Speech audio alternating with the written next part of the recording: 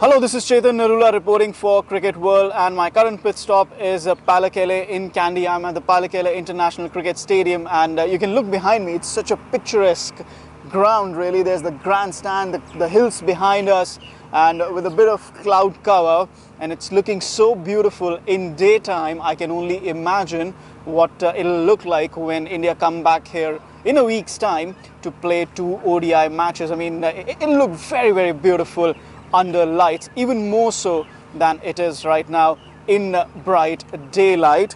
But right now, before those 2 ODIs it hosts in the next 10 days or so, it'll be playing host to the 3rd test match between Sri Lanka and India. Remember, India are 2-0 up in the series. They won the first test in Galle by 300 odd runs and the second test in Colombo by an innings and 53 runs. So India, after having won the series here in 2015 2-1, they are the #1 ranked side, and they are on the cusp of having an overseas whitewash. Yes, this in a way counts as overseas because this is not Indian soil, it's in Sri Lankan soil, a foreign country, even though pitches might be a bit similar. But yes, it still counts as an overseas victory. Remember, India have never, in their history of Test cricket, India have never won a series whitewash overseas. And we are talking about more than 2 test matches. In any test series where there have been more than 2 test matches, India have never had a series whitewash victory overseas. They've had 3 2-0 wins in 2 test series against Bangladesh, Zimbabwe and Bangladesh.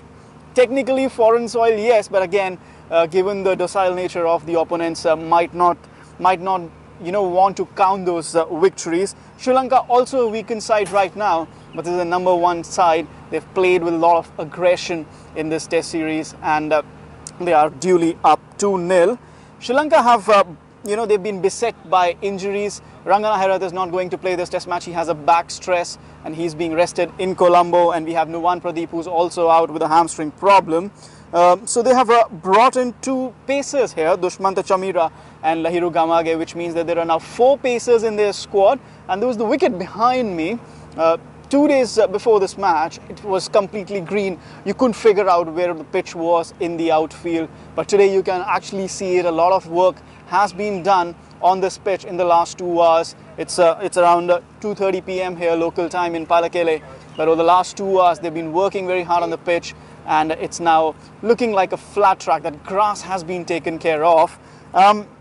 So you would consider a few changes for Sri Lanka and a few changes for India as well. Somebody like Ishant Sharma and Bhuvneshwar Kumar, who have sat out the series, they might come in. Muhammad Shami, Umesh Yadav rested. Ravindra Jadeja has been suspended by the ICC for aggressive intent against the batsman. He threw the ball at the Mutkur Karunaratne in Colombo Test. So he's been suspended for 1 match, accrued demerit points since the Indore Test against New Zealand in October last year. So he is suspended, and Kuldeep Yadav is expected to play his 2nd test match. Shouldn't be too many changes in the batting order for India, but just maybe a couple changes in their bowling lineup. Like I said, Ishant Sharma and Bhuvneshwar Kumar, they would be a shoe-in for their playing 11.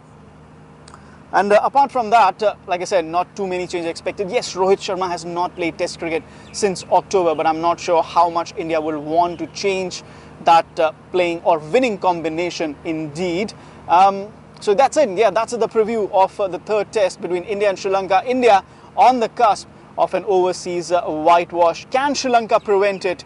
I'll be back with the updates as the test match begins tomorrow.